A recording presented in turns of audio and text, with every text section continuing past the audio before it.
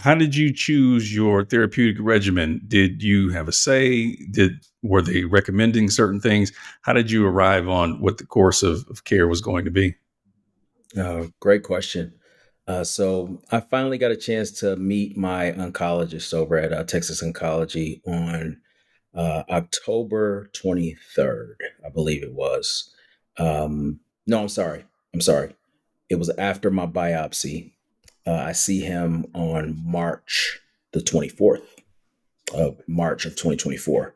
And he has all of my results, and he invites my wife and I into a room. It has a whiteboard, and he went soups to nuts, from the very beginning to PSA levels, what's normal, the myths out there about readings. He went through Gleason scoring. He went through where I was in that stage, and said, "Hey, I know that the ultrasound said stage one, but this is stage two."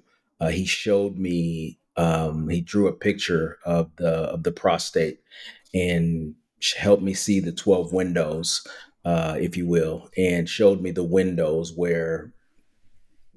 that were broken, for lack of a better understanding of where the cancer was located. Um, Encouraging me along the way that, hey, it's a good thing that it's here versus another part of the prostate.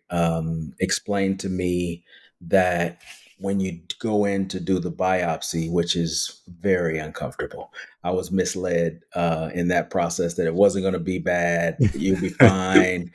Man, that day I went in for the biopsy, and they take 12 needles, and they shoot these needles into each of the windows that I mentioned, and then they test it to see what's there and confirm, the area that they're going to treat. And what's interesting, if you think about one of those windows, you have the needle that goes into the window, and let's say it goes into the window on the right side of the window, you may not find anything, but if it goes on the left side, you may find something. So it doesn't mean that cancer wasn't there, just didn't find it. So he gave me my options. One was wait, just watch and do anything. And he gave me a really, really good analogy. He said, "Have you ever been on a moving sidewalk in an airport?" I said, "Yes, I'm very familiar with that." And he says, "Does it go fast or does it go slow?" I said, "It goes pretty slow, especially if I'm late for a plane." And he said, "But eventually you get off, right?" I said, "Yes." He said, "That's the cancer. You can wait, but it'll be walking on a moving sidewalk. And at some point, it wants to get off. I mean, get off means into your bloodstream." So Yeah. that was not an option. Option two was radiation treatment. There are different types of radiation. He explained to me that it is, painless, senseless. You don't smell it, you don't hear it, you don't taste it. Um, and the side effect, number one side effect, was um, uh, fatigue.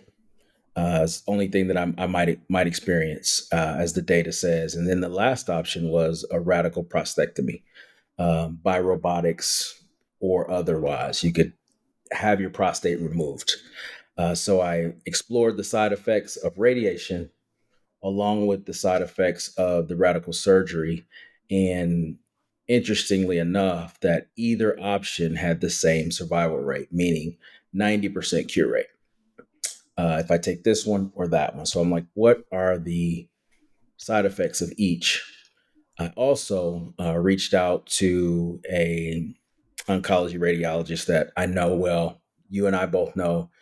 Shared my situation, my values, etc. And he said, "It sounds right to me that you would choose radiation therapy, but I have somebody else that I would like you to talk to in Dallas, outside of my doctor." I spoke to again another radiology oncologist here, a friend of that doctor, and he said, "This is very reasonable. If I'm you, I could see why you would want to choose radiation." So my wife and I prayed about it, and we chose radiation as the option. And that meant that I would have 28 days of radiation therapy, and it would be 250 rays per visit, if that makes sense. I think that's the measurement that they use, rays. So by the time I finish over those 28 days, it is 75,000 rays of radiation that's going into my body that I would Mm. have put in over those previous 28 days.